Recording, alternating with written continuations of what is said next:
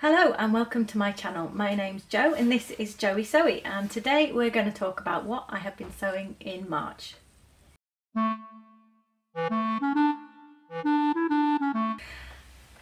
So in March it's been all about the tops. The first item is this shirt.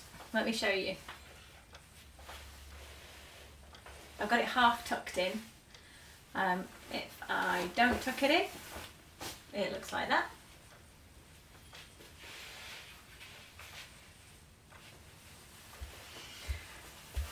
So this is the Carme blouse from Pauline Alice. It has the detail of a bib insert here, and it's got a half button down and a collarless effect there. I've got the sleeves rolled up and it has tabs for the sleeves with a button, but then if you have them rolled down, it has gathered cuffs and a blouse placket. So not a full-on shirt style placket, but a blouse placket which is done by a seam binding in that V. So it's got quite a lot of complicated skills. There's no yoke at the back though. This is pleated, so that is something that you do within the pattern, the pleated style of that. I've done this in a pinstripe poly cotton. It's kind of a purple colour, purple and white. Had it for ages. It was super cheap because I bought it as a remnant. I think it was about £2. And I got this shirt out. I'm calling it a shirt. It's sold as a blouse. I got the pattern out of 1.5 meters, possibly slightly less. The buttons were from my stash, so I've got matching buttons on the placket here and on the cuffs, but then I had different buttons just there, just because I didn't have the same number. And I love this. This is exactly the style I was looking for. What I wanted to make with this shirt is, or blouse, is something that I was practicing so that I can use that beautiful Liberty fabric that I got in London. But I didn't want to just cut into that straight off without knowing that a pattern both suited me and fitted me. So this was a practice, but it's completely a wearable practice. I really like how it's turned out. I'll show you the fabric. If you didn't see my Liberty field trip, then there'll be a link down below, and I'll show you the fabric that I got there. So if you haven't seen my Liberty fabric haul, which was one piece of fabric, but if you didn't see that, then this is the fabric I got in Liberty. It's a cotton lawn. I'm totally in love with it, but it was expensive, so I didn't want to take a chance, as I've said. So that is what I am going to make. I'm going to make this blouse with this fabric next, unless I chicken out, but no, I am going to do it. Yeah.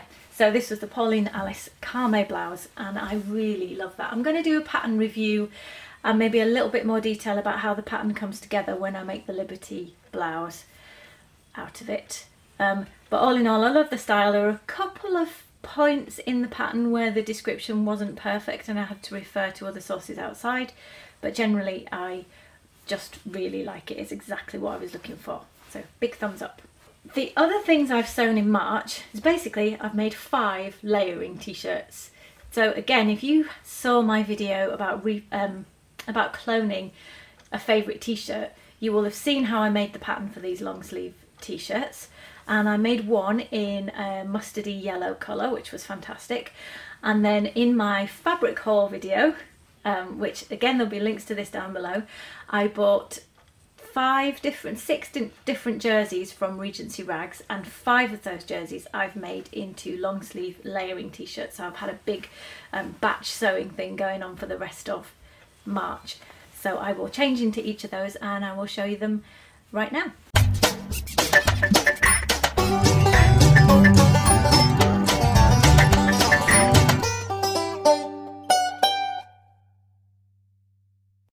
So here is number 1. This is the pink stripe that you saw. So I made a massive mess off the neckline, or at least it felt like it. First time I did it, it went in almost perfectly. but there was a tiny little pleat just there, and I thought, oh, I can't have that, it's right in the middle, need to undo that. So I unpicked it and I tried to resew it, and it went wonky. So I tried to resew it again, and it was still wonky, and the neckline band was getting narrower and narrower, so I had to leave it. Then I had the fancy idea, why not, let me get closer, move this closer, why not run a line of cover stitch all around the neckline? That'll be a good idea. No, it wasn't, because it just fixed this annoying wavy line in the stripe there. So I'm just being a ridiculous perfectionist, I know I am, but that does annoy me, and I absolutely adore the colour that this has come out. I really love it, worn it. This is the one I finished first, and I've worn it 2 days in a row since, but that does annoy me, so I've been wearing a scarf around there, and I'm planning to do a future video about how to cover up mistakes, because I think we all occasionally need to know how to do that. So, number 2.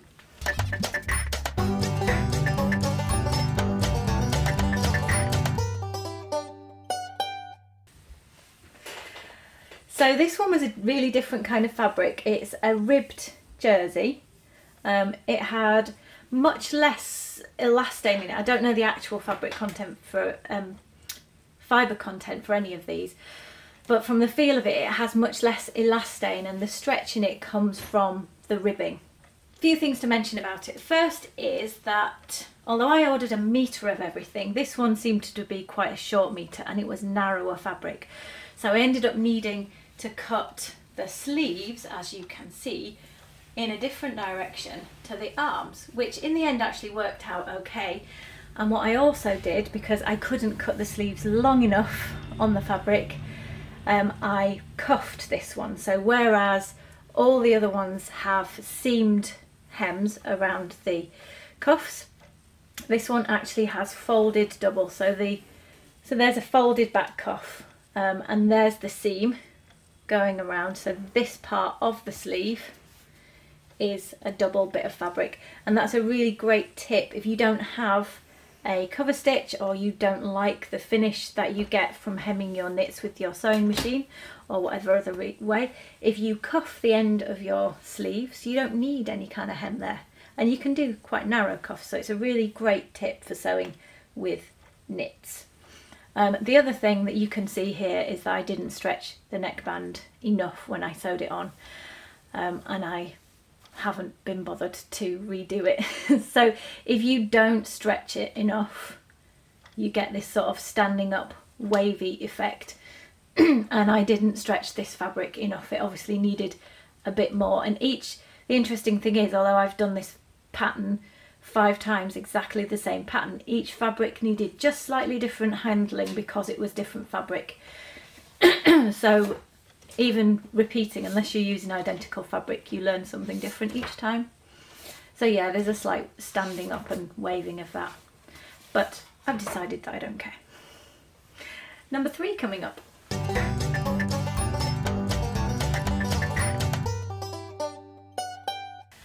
So here we've got a polka dot jersey.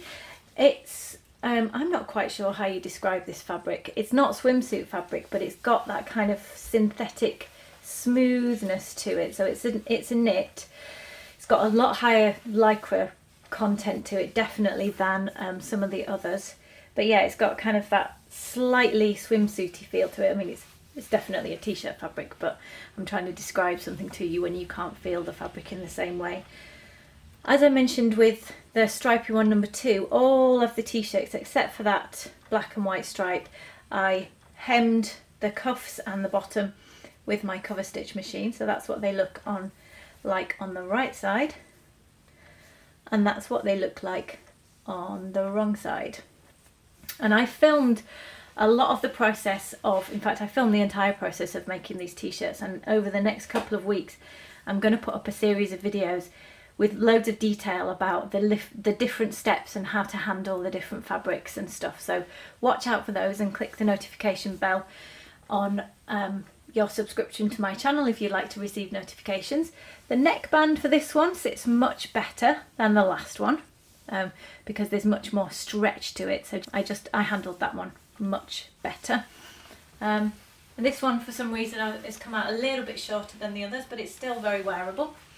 So good layering t-shirt, quite like that one. And number 4 coming up.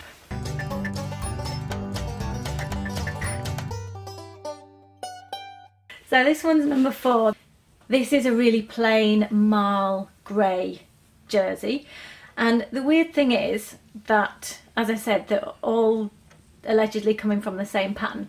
I was starting to pinch out a little bit from the shoulders, so from making these t-shirts over various iterations, I've noticed some things that I didn't notice about the pattern that I drafted on the first go with that yellow one. And one of the things is that I think I need to take a bit out of the shoulders. The other is that the front and the back aren't matching. I don't know how well you can see the side seam, but the side seam comes well forwards, and when I look at the pattern pieces, it's obvious the back is way wider than the front. I don't know why I didn't pick that up before, and it didn't feel like it was that way on the yellow iteration, the first one I did, but definitely I need to sort out the fact that the front and the back are not balanced, and I need the front to be wider so that the side seams move further around, so that actually at the sides of my body. This is perfectly wearable, but if I want to just refine the pattern, then that's what I need to do. The sleeves, I didn't change anything, but these sleeves feel like the tightest of the lot. I'm not quite sure why that is. I guess there's just not as much give in this fabric. And also because I was pulling the shoulders up a little bit, this has become a really high-necked version, which actually is fine, but it no way looks like it's come from the same pattern as the other ones, because the other ones had much more scooped necks, so that's the thing that's happened. But yeah, this is a really wearable layering t-shirt, and we have got one more to go.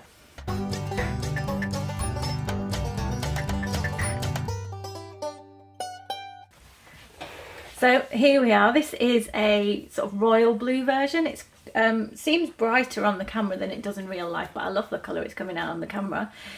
I've used it what I think is probably the wrong side down. It has quite a crepey finish to the fabric, just because I liked that side. I don't believe in wrong sides and right sides to fabric. I believe you have a side that you prefer, and that's the side you put on the outside of your garment. The end. So in this case I put the crepey side on the outside of my garment. The inside was much more of a regular knit.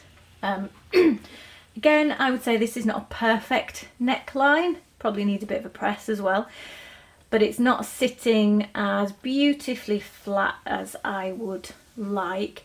And one of the things I have learned about myself with batch sewing is I get really bored. Making 5 in a row is great in terms of practicality, it's great in terms of that's what I wanted for my wardrobe, but in terms of my motivation and attention to detail, it did not help. So yeah, if I'd have not been making 5 in a row, I like to think I'd have a better neckline going on with this one, and particularly the stripy one, but hey, we'll get over it. This one had regular cuffs done on the cover stitch. I changed out the colour obviously, so I've had plenty practice threading and rethreading my cover stitch. The bottom is just the bottom, and yeah, it's another great layering t-shirt. So that is the end of what I have been sewing in March. It's fairly functional, but it's a really great win. The Carme blouse from Pauline Alice, I've had my eye on it for quite a while, and I'm so pleased I got around to sewing it because it's worked out fantastically. And now I've got in my future, I've got that Liberty fabric to sew up, so I'm really looking forward to that very soon. And I have 5 very practical new tops to add to my wardrobe. Thank you very much for watching. Please like this video if you have liked it. Please subscribe if you haven't already. And don't forget that there is the bell for notifications when I put up new videos on a Tuesday and a Saturday. I will see you very soon. Bye bye.